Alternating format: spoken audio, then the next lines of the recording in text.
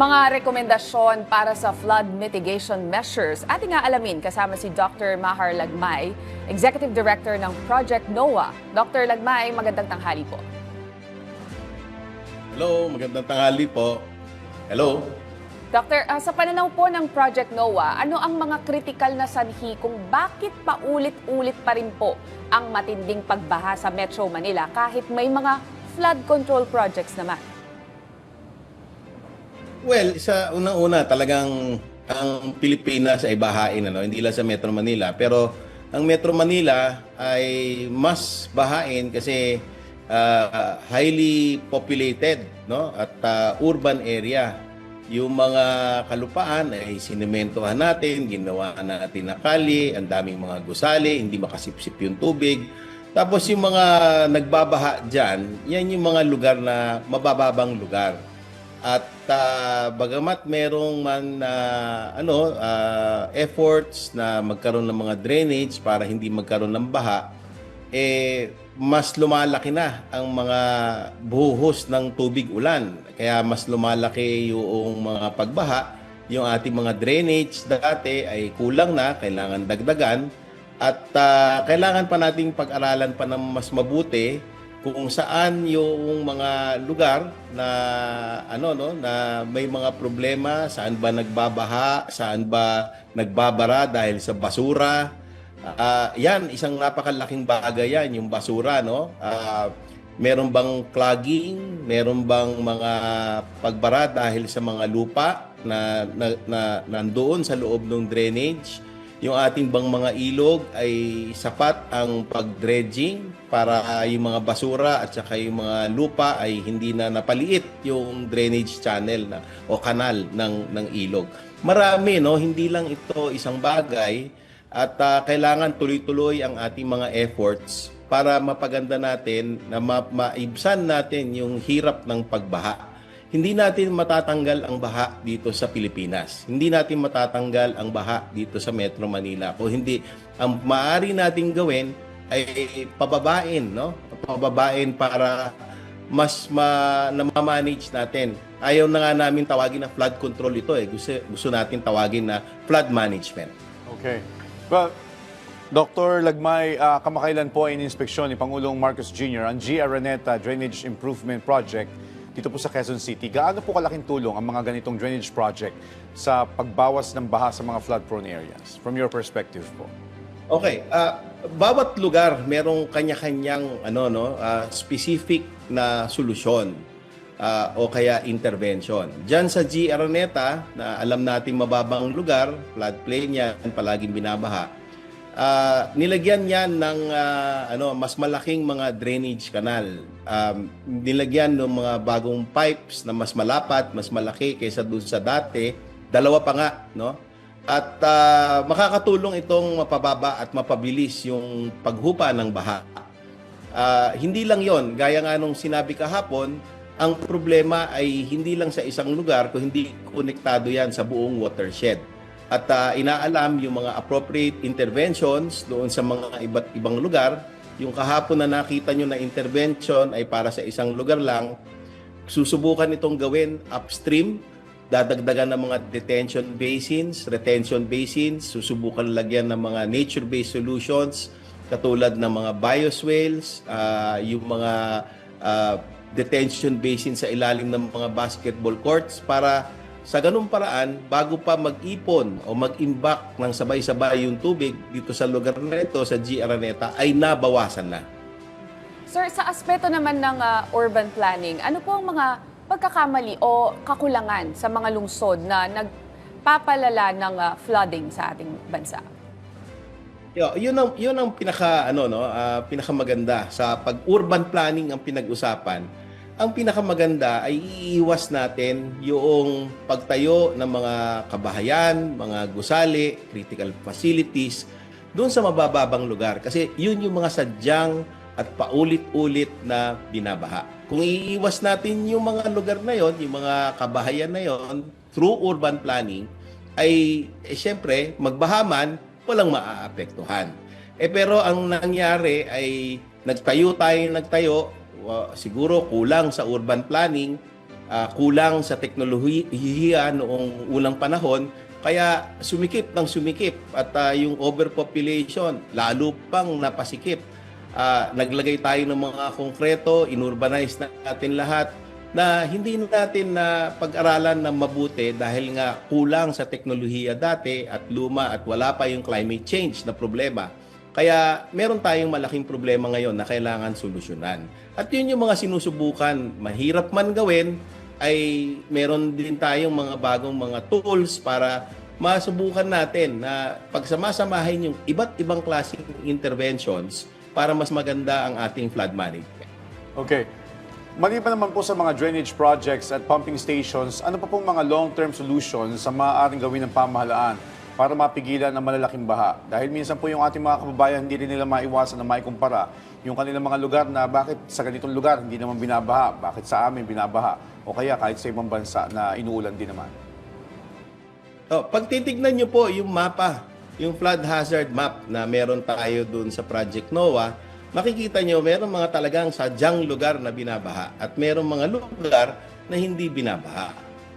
Yung mga binabaha pong mga lugar ay yun po yung katabi ng mga ilog, katabi ng mga sapa, katabi ng mga estero. Kapag sobra ang buhos ng tubig ng ulan, yung surface runoff po natin ay magdudulot ng napakalaking baha doon sa mga lugar na mga kung saan may ilog at pag malaki yung baha, aapaw ito sa gilid. Yung pong gilid ng ilog na yon, gilid ng mga sapa, yun po yung mga binabaha. Ang gusto po natin mangyari ay makolekta yung tubig bago pa mag-ipon-ipon yung malaking tubig doon sa mga lugar na sadyang binabaha. Yun po yung mga lugar na na mabababa, kaya ang solusyon ay hindi lang po ay yung pagtayo ng dike. Kung hindi, ang solusyon ay hybrid, Meron tayong urban planning, meron tayong tinatawag na nature-based solutions. Doon pa lang sa taas ay magtatanim na tayo ng puno kasi nakaka-absorb ito ng tubig. Dito sa mga lugar na mga open fields ay susubukan nating panatilihing open field siya at gawin siyang mga retention basins para makasipsip yung tubig. Kung mga lugar na masisikip na, katulad na may basketball court, magdagdag ng mga detention basins kasi lalaki ng isang Olympic-sized swimming pool para pansamantala ilagay doon yung tubig sa kasagsagan ng pag-ulan para hindi sabay-sabay yung tubig na dumadaloy doon sa ilog na magpapaapaw doon sa ilog at magbabaha yung gilid. Meron tayo mga bioswales, magtatanim din tayo ng mga puno dapat sa urban areas kasi nakaka-absorb din ito ng tubig.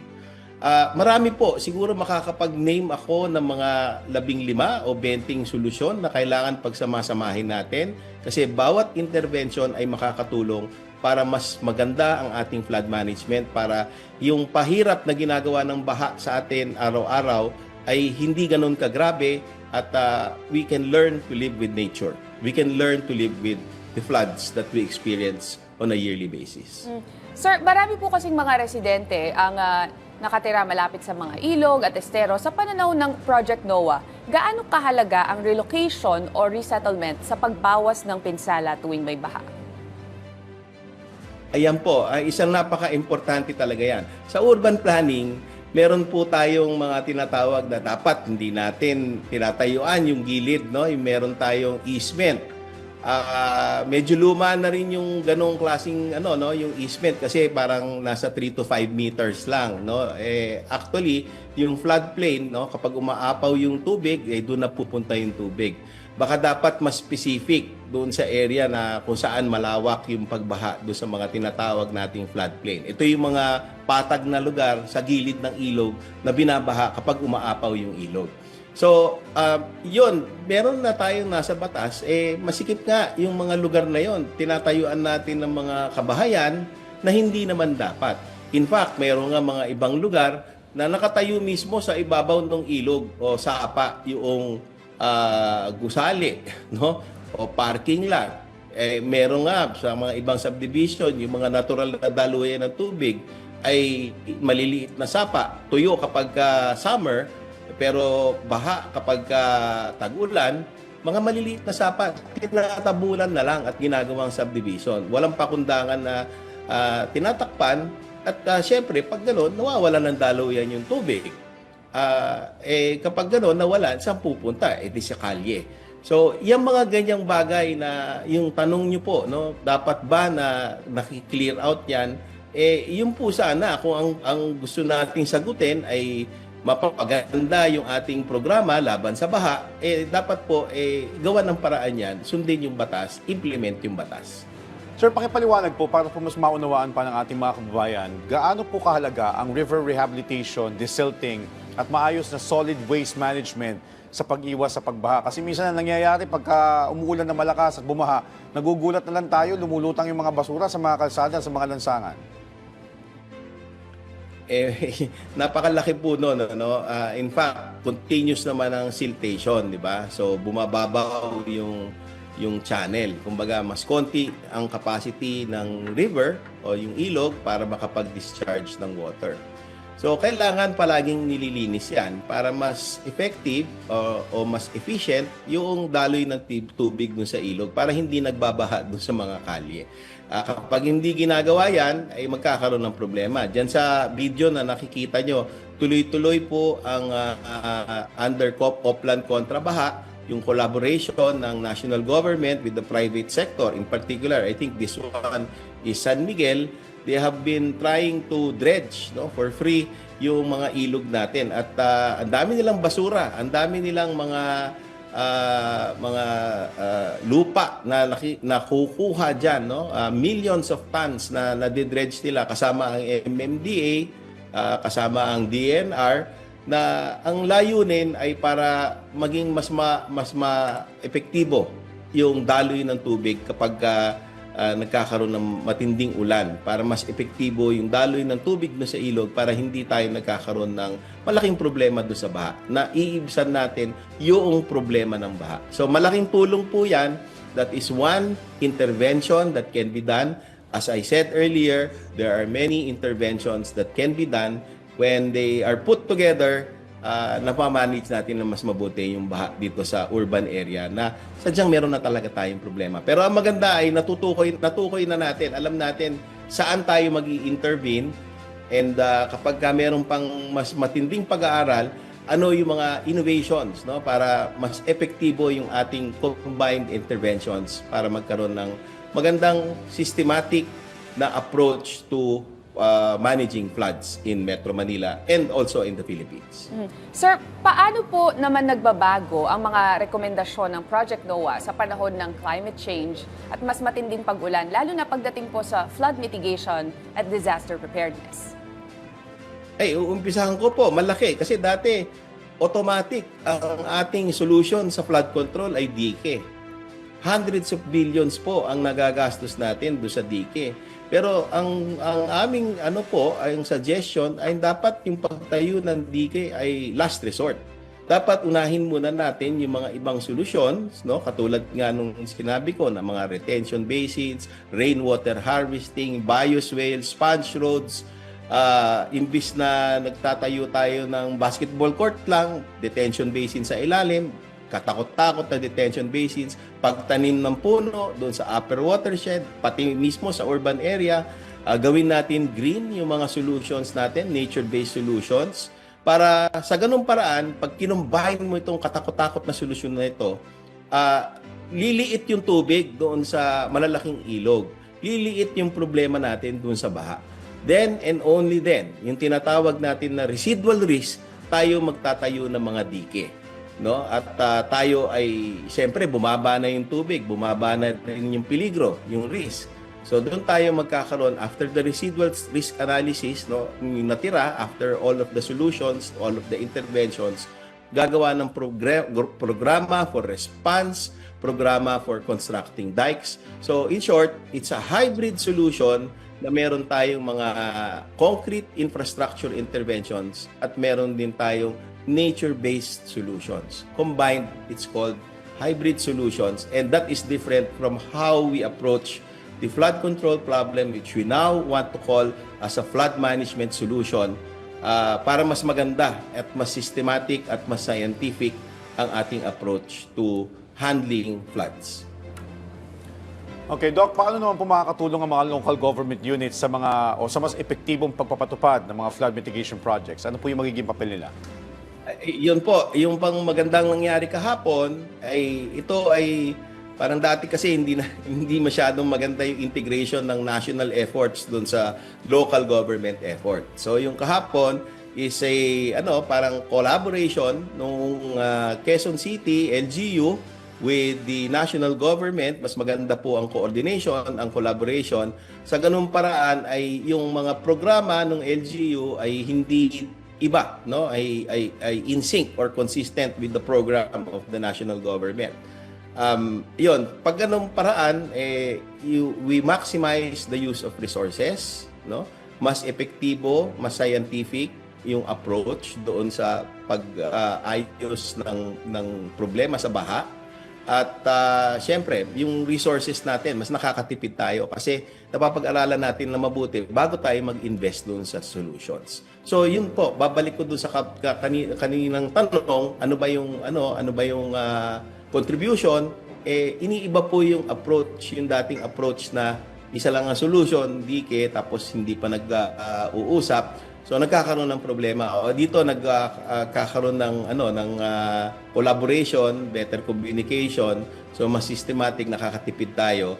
At sana hindi lang per LGU o hindi lang isang LGU. Kung pwede sana sinusubukan namin na gawin na yung efforts natin ay watershed approach mula sa bundok hanggang sa dagat, no? So yung mga magkakasamang mga LGU na maaari magtulong-tulungan na yung problema nila sa baha ay magkakakabit, no? Ay related to each other. Sila yung magtutulong-tulungan with the national government para mas effective and systematic yung approach to flood management.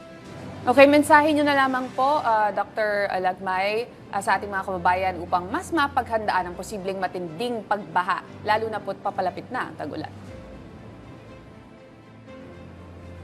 Opo, meron tayong mga short-term solutions, no? Yung mga pag wala pa yung mga interventions kasi matagal 'yan, no? Kasi meron mga long-term solutions.